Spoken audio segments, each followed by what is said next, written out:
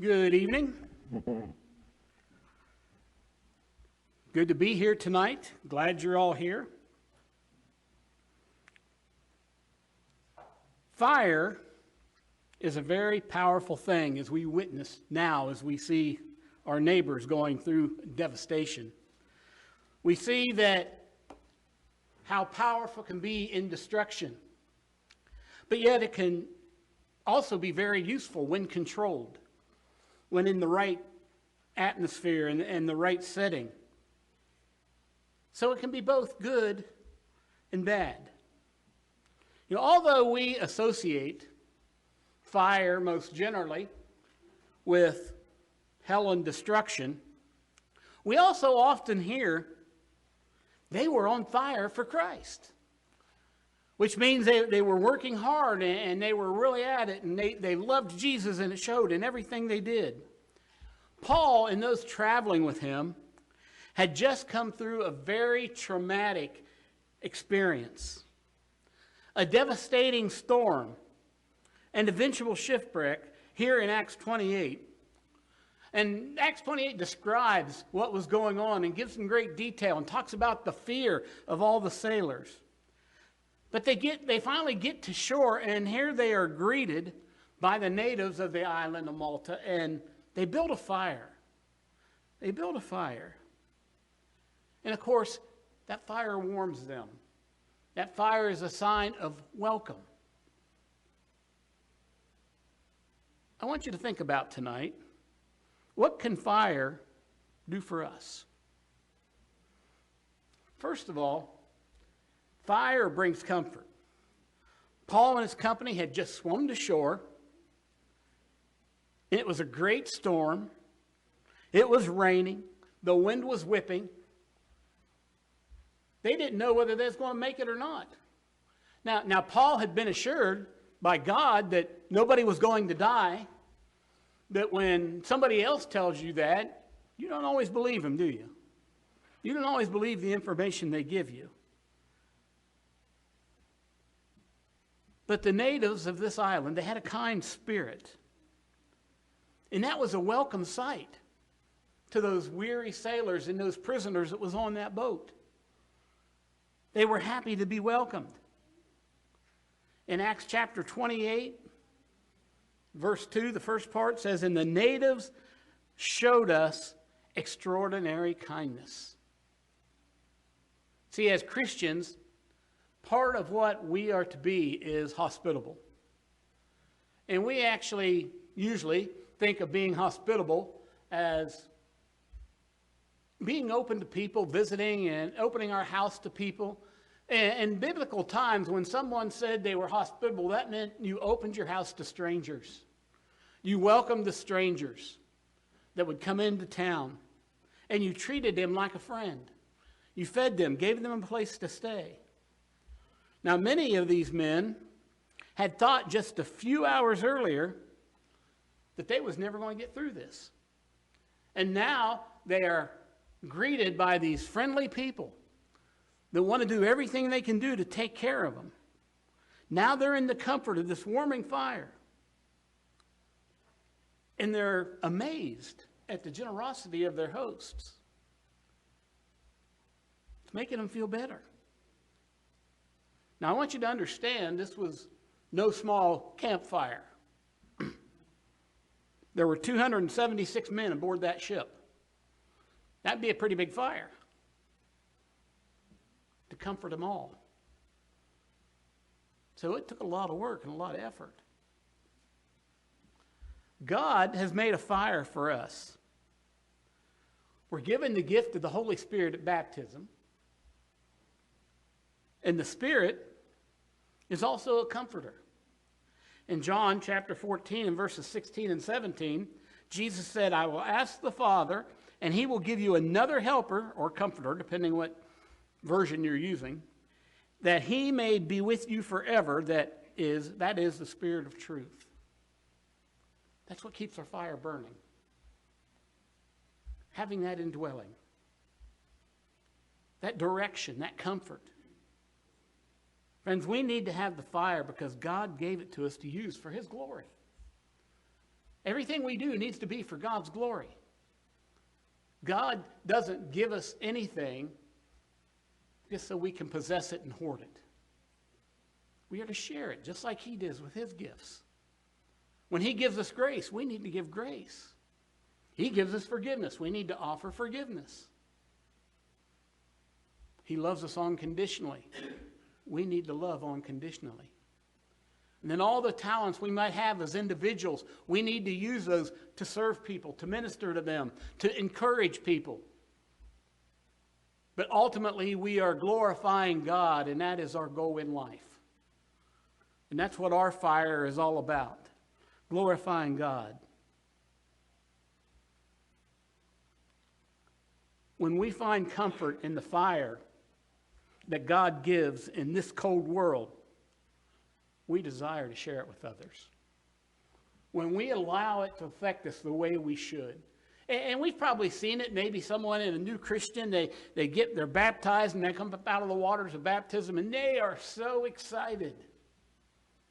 They want to share what they've just learned and what they just went through with everybody. And that's the way it should be. It's an exciting time. But oftentimes, as life goes on, the world beats them down. And sadly, sometimes their brothers and sisters beat them down. And the fire starts to dim. We want to find the comfort in the fire that God has given us so that we can share it with others. We got to let our fire burn bright no matter what. No matter what's happening. In the 18th century, the Methodist Church launched an evangelistic effort, preaching anywhere and everywhere, while most other churches at the time were content to sit and worship in their buildings. It was said that the Methodists have the fire while everybody else had a fireplace.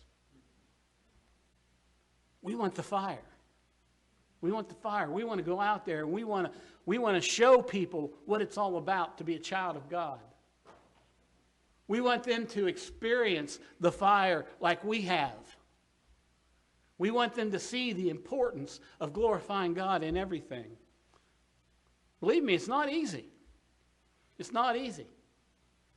Because when you go out into the world and you're different from the world, guess what? The world's not going to like you. And we want to be liked. We want to be liked.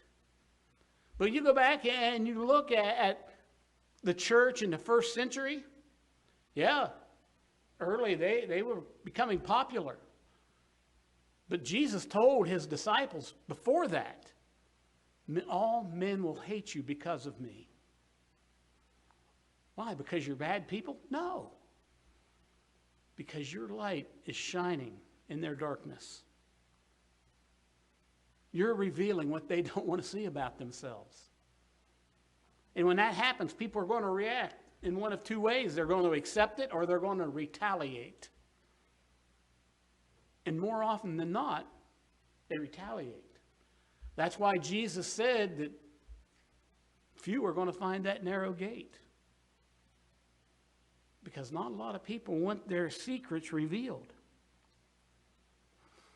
But we're also told not to extinguish the Spirit's fire. Paul told the church in Thessalonica in 1 Thessalonians chapter 5 and verse 19, do not put out the Spirit's fire. Friends, once you have been on fire for Christ, you're not going to settle for the smoke. You're not. You're going to keep at it. You're going to keep at it, and you're going to do what you're called to do. And you're going to do it with gusto. You're going to do it with all your heart.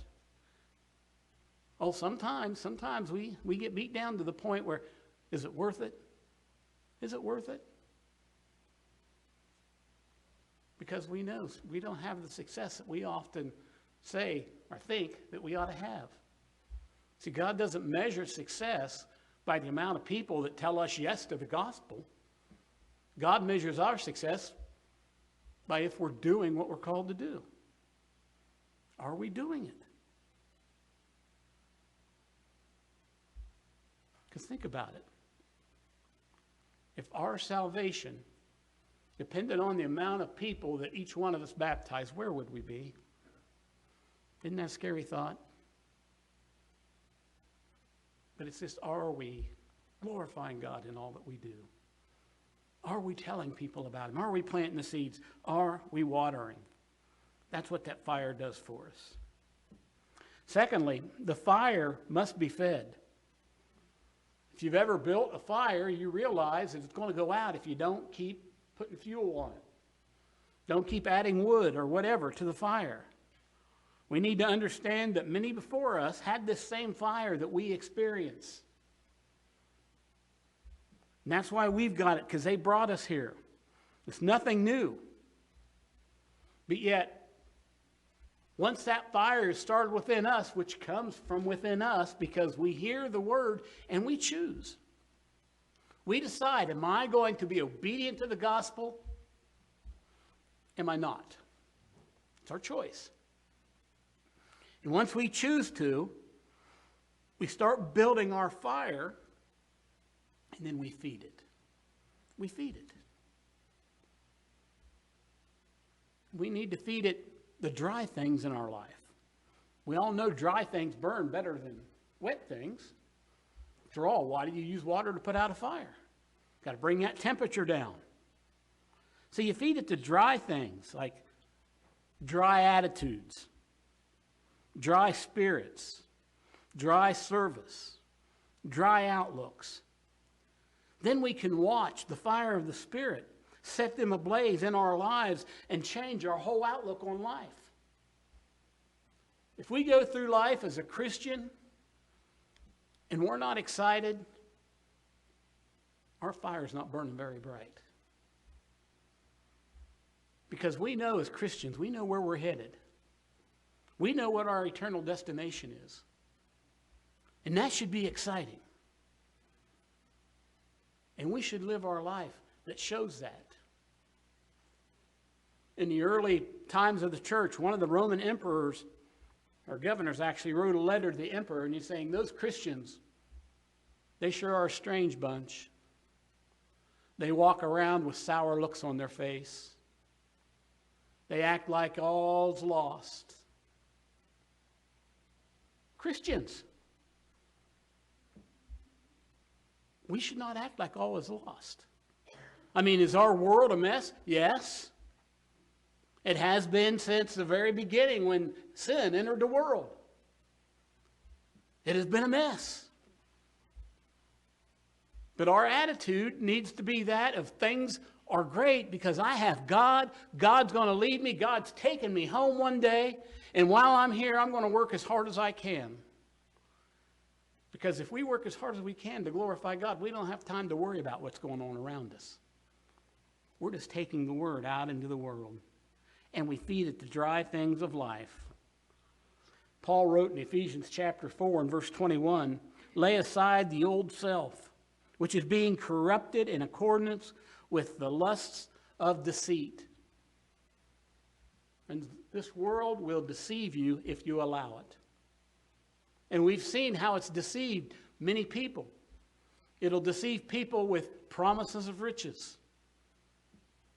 How many people do you know or have you heard of that fell prey to these get-rich-quick schemes and then ended up broke? I read a book one time. It was talking about the homeless people in Las Vegas. They said, you realize most of the homeless in Las Vegas came there to get rich fast. And they lost everything and could not get back home. I don't know where the proof of that came from, but I read that and it always stuck with me. Always the promise. Always the promise of great worldly blessings. But even if you have those, even as we watch those multi-million-dollar houses in L.A. burn, I mean, there was a lot of people, that's where their security was. Now they're gone. We got to look to God. We got to look to God because He will never leave us. He will never desert us. He will never deceive us like the world does. He won't lead us astray. Notice that Paul also fed the fire on Malta. In Acts 28, in the first part of verse 3, Paul had gathered a bundle of sticks and laid them on the fire. The point I want to make here is that we must feed our own fire. Paul was on this island because he swam there after a shipwreck, and he was a guest of these people. But what's he doing? Feeding the fire. He's going out and gathering wood and feeding the fire. He's doing his part. Elders, deacons, and preachers and other members, they can pile up the fuel for the fire. However, it's up to each one of us to put it on the fire. We can give somebody all the fuel they need for the fire. But if they don't take it and put it on the fire, it's no good. It's no good. I remember growing up, we had a wood burner at the house. We'd go out and chop wood. I was always envious of our neighbors because they would have wood stacked that'd be clear across that back wall and just about as high because they went out all summer long. I used to get so upset with my father because he'd wait till the snow was flying. Well, we need to go get wood. But it's cold. That's why we need to go get wood. Don't want to do it in the summer. We'll sweat too much. But it just,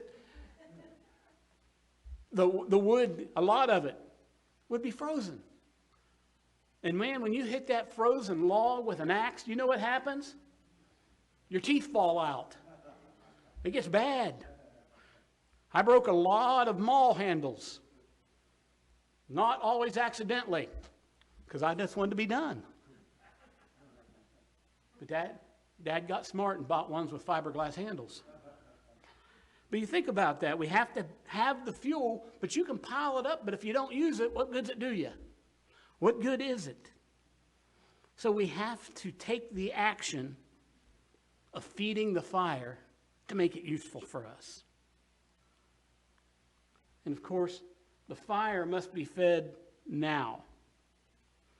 Remember, it was stormy and rainy on Malta. Paul didn't say, I think I'll wait until the storm dies down and then I'll go gather wood. I'll wait till conditions get better. He went right away. We have to remember that. Sometimes we wait for the ultimate conditions to go out and do whatever it is we're called to do, to get everything right. Do it now. Because we're taught over and over and over and over again, we don't know how many opportunities we may get. And we don't know when our last opportunity may be. It's a morbid thought, but think about it. That's why we have to take advantage of every moment. That's what Paul told the Ephesians. Make the most of every moment. Because time is fleeting. Time is fleeting. I mean, how many of us now look back over our lives and say, look at all the opportunities to do whatever wasted. And some of those things that you think about, there's no way I can do them now. No way. But I just kept putting it off. Just kept putting it off. Been in classes where I've asked the question, what would you do if you knew that 2 weeks from right now would be your last day on earth? How would you spend your last 2 weeks? You get all kinds of answers. All kinds of wild answers. But invariably, somebody's going to say, I would preach the gospel to everybody I see. And you know what my next question is. You don't know that you had 2 weeks, so why aren't you doing that now? You don't know. That fire's got to burn, and we've got to feed it. Look at Paul. Look at his words in Ephesians 5:18. And do not get drunk with wine, for that is dispensation. But be filled with the Spirit. Be filled with the Spirit. You know, we talk about how we need to be alert. Be filled with the Spirit. We need to be vigilant. Be filled with the Spirit. God will be with us. God will guide us. When we keep the Spirit, the fire is not going to go out. We never are to grow weary of doing good. But as I said, we do sometimes, don't we? We do. Because sometimes we do things and we think we're doing good work, but when you're in a group of people, there's going to be somebody that's going to be a naysayer. Always. In a group of people, there's always going to be at least one that don't like what you're doing, and they're going to tell you. And sometimes that can be depressing. But never grow weary in doing good. Because let me tell you, when you're working hard and you're doing things and you've only got one person telling you you're doing things wrong, guess what? You're probably not in the wrong. You're probably not doing the bad thing. Because it's just that one person. It's just like when you go out and 9 people can tell you how amazing you look, and that one person says, man, what's wrong with you today? That's the one you remember. It's the one you remember. And the power of suggestion is real. It really is. When I was in high school, I worked at a gas station, and we fixed cars, and we'd have to run to the parts store and pick up parts. And I walked into the parts store one time. Of course, you knew all the guys. You was all friendly. And when I walked in, the one guy that usually waited on me, he said, now when John, he was the machine man that usually worked in the back. He said, when John comes out here, tell him he don't look good. I said, what? Tell him he looks like he's sick. We've been telling him that all morning. He came in feeling fine. He was singing. I said, John, you don't look good. So he came out. I said, John, what's wrong today? Well, nothing. I said, really? I said, you look a little pale. He turned around, walked in the back, and then later in the afternoon, I had to go pick up another part. I had to take brake drums for John to machine, and the guy said, well, we won't get to him till tomorrow because John had to go home sick. I thought, wow, kicked ourselves there, didn't we? But you think about that, the power of suggestion is real, but you start concentrate on the negative instead of the positive. We want to keep the positive. And finally, the fire brought out the viper. When the fire of the Spirit is burning, it is a challenge for Satan. It's a challenge to him. Notice what happens to Paul in Acts 28 and verse 3. A viper come out because of the heat and fastened itself on his hand. Friends, Satan is not going to bother a cold, lifeless church. He don't need to. You don't have to. That's his. However, as soon as the fire of the Spirit starts to burn in a church, any church, it brings Satan out. And he's going to find some way to attach himself to it. He'll seek somebody out that he can influence. And he'll start working from the inside. Because that's the way he works. Satan will do whatever he can to try to prevent people from catching on fire for God. That's why he likes to put those negative people in our way. Because he knows we'll listen to that. He knows we'll stumble over those. He knows we'll hesitate in making decisions. He may not get us to turn away from our faith and may not get us to sin, but he may make us be inactive. To make wrong decisions or make no decisions and to do nothing. Immediately, because of the culture, the people start to assume the worst about Paul. You know, they had all kinds of myths and superstitions. Acts 28:4 says, undoubtedly, this man is a murderer. That's what the people thought. He's on this ship. They knew he was a prisoner. He escaped the storm. But fate got him. This viper come out and attached himself because he's a murderer. He's not going to escape punishment. It's not going to happen. Many people get a lot of exercise in their life by jumping to conclusions. You see it all the time. I was reading a thing this morning on one of the social media feeds. One of the guys in the fire, he said, I couldn't get in my car to get out because I couldn't get the garage door open because the power was out. And these people on this feed, they were ripping this guy. They took a picture, said, you know what that little red handle for is hanging from? Well, first, one, they didn't know where he was. He might not have been in the garage. And then they said, well, why didn't you go through the house, through the door? Not every house has that. I looked at a house out here not long ago, Tammy and I did, that you couldn't get to the garage from the house. I mean, the garage was attached, but there was no door.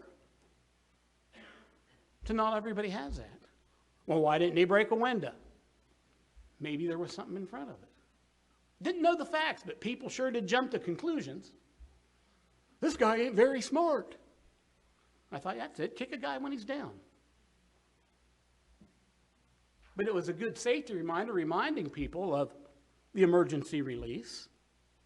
Then we had a guy say, well, why didn't he just lift the door up? You ever tried to lift one of those when they're still hooked up to the door opener? I don't know about you, but I don't have the muscles to do that. Especially when some of them don't even have handles on them. People jump to conclusions. Enemies of the church will always gloat when they get that false sense of victory. When they see a Christian fall, I kind of mentioned this morning, they like to say, see, I told you so. If God was so good, how come you're in the position you're in? How come he's not protecting you? Satan is going to do whatever he can do to prevent us from catching fire from God. Satan can never do enough to conquer God, but he can get other Christians to criticize what some Christians are doing or thinking. And that is tough. I mean, as Christians, we all know how bad it is when we get the negativity from the outside. But when it comes from within, that hurts us a little bit more, a little bit deeper. But that's Satan working to put the fire out. Paul shakes the viper off.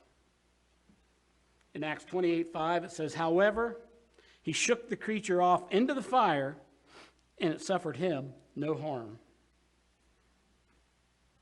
Notice Paul didn't try to deal with the serpent himself. He shook it off into the fire. We too must allow the fire of the Spirit to deal with Satan when he attacks us. We need to shake him off into the fire and not deal with him ourselves.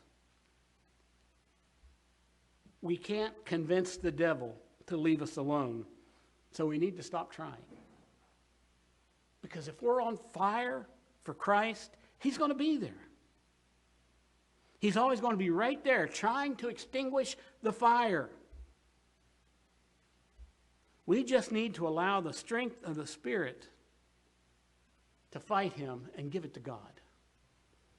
Because we know God can conquer him. God already has. And we just need to put it in his hands. But we need to let our fire keep on burning. But I want you to notice also about this. Paul felt no harm. There was no swelling, no death. Oftentimes when Satan attacks people, attacks Christians, people expect us to be filled with the poison of anger, of strife, and division. not the fire of the Spirit burning in us. They expect us to react in a negative manner. You ever seen someone get angry about something and somebody says, well, I can understand them acting like that? God says, don't act that way. That has no place in the life of a Christian. That is Satan coming out, manifesting himself. Oh, yeah, it's not wrong to get angry. Jesus got angry, but it was a righteous anger. It was a righteous anger. But we can't hold that strife and anger and enmity and division in our hearts. And that's what Satan desires. He wants to divide and conquer. Start picking apart God's church. A fire can do great harm or be of great profit. It depends on what we do with it. Depends on how we use it. When we build our fire for the Spirit, it brings a great comfort to us. No, that means Satan's going to leave us alone. He's going to be right there. But we got the comfort of knowing we're not alone. We're not by ourselves. And we need to continue to feed that fire. Because if we don't keep putting fuel on the fire, it's going to go out. It's going to go out. So we need to be ready because it will bring out the challenges that we'll face as mature Christians. You know, we like to think the more mature we get, the less challenges we face, and it's exactly the opposite. The more mature we get, the more challenges we'll face because God is willing to allow us to be tested in that way because we're growing. And we just turn them over to the fire of the Spirit, and we continue to fan the flame and grow. So friends, it's up to us to build our spiritual fire and keep it burning. And by coming here and being involved in worship, that helps. Bible study, that helps. Fellowship, that helps. The more time we spend with other people who are on fire, the brighter our own fire will be. I'm sure you've taken a coal out of a fire and set it off to the side. What happens? It eventually goes out. So we don't ever want to be separated from that. We always want to be within that so we can keep our fire burning. Christy, if you're here tonight and you need to respond to Jesus, you can do that so your fire can burn bright. Maybe you haven't been baptized for remission of sins. You can do that, and you can light your fire for God. You can be immersed and let that fire start burning. Whatever it is you need, you can respond publicly if you need to. We'll pray for you as we stand and as we sing. All things are ready unto thee.